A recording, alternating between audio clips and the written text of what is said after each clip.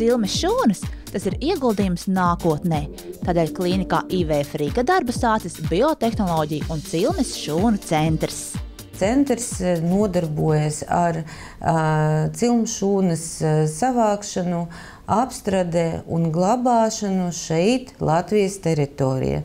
Patreiz mēs strādājam ar nabasaites cilmes šūnām, bet plānojam arī paplašināt šo spektru un strādāt ar citām cilmes šūnām. Protams, cilmes šūnas tas ir pamats šūna visu mūsu organismu. Tas ir šūna, no kurā aug mūsu organisms, no kura palīdz mūsu organismam atjaunoties un ārstēt dažādas saslimšanas. Protams, ka cilmes šūnas avoti ir dažādi, un tāpat pieaugušam cilvēkam cilmes šūnas ir. Viņi atrodas dažādas vietas, bet vislabākais avots un visdrošākais avots, protams, tas ir nabasaite. Šīs šūnas, kas ir dabūjamas no nabasaites, viņi ir jaunas un ļoti reģeneratīvas. Tas nozīmē to, ka spēja viņam dot citas šūnas ir krietni lielāka nekā pieaugušam cilvēkam. Centrā ir izveidota moderna laboratorija, kurā strādā augsti kvalificēti speciālisti, un tas viss tepat Latvijā. Galvenā priekšrocība, ka tas atrodas mājās. Un, protams, ka mēs no vēstures zinām dažādas kolīzijas, kas notiek ar valstīm, ar valsts attiecībām.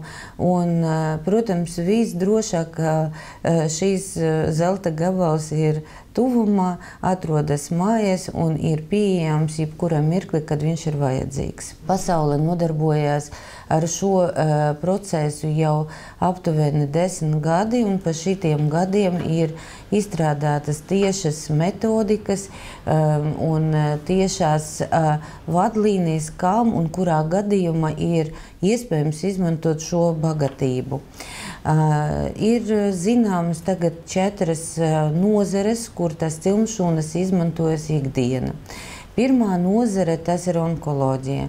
Protams, mēs zinām, ka šīs šūnas atjaunojas un dalās ļoti ātri. Pamatojas uz šo pamatojumu, šīs šūnas palīdz organismam pirmkārt atjaunoties pēc ķīmijterapijas, pēc radioterapijas, bet arī šīs šūnas var izmantot tiešām onkoloģiskām saslimšanu ārstēšanu. Otrā liela nozare – tas ir neiroloģija. Šīs šūnas ir izmantojamas pie bērnu cerebrāla paralīzes ārstēšanas ar ļoti veiksmīgam rezultātam. Tā skaitā viņi esat izmantojami pie Alzheimera slimības, kas ir jauna draude mūsu sabiedrībai. Nākamā nozare, kur plaši izmantojama šīs šūnas, tas ir dažādas metaboliskas sindromas un simptomas ārstēšanas. Piemēram, viens no tādām plaši izmantojamām saslimšanām, pie kurām izmanto šīs šūnas, tas ir cukuru diabēti un ar ļoti veiksmīgam rezultātam. Un vēl viena nozare, tas ir aknu bojājuma ārstēšanas. Viņi varētu būt dažādi, piemēram, tādi kā toksiskas hepatītes vai sekas, kas notiek vai paliek pēc hepatīta B un C ārstēšanas.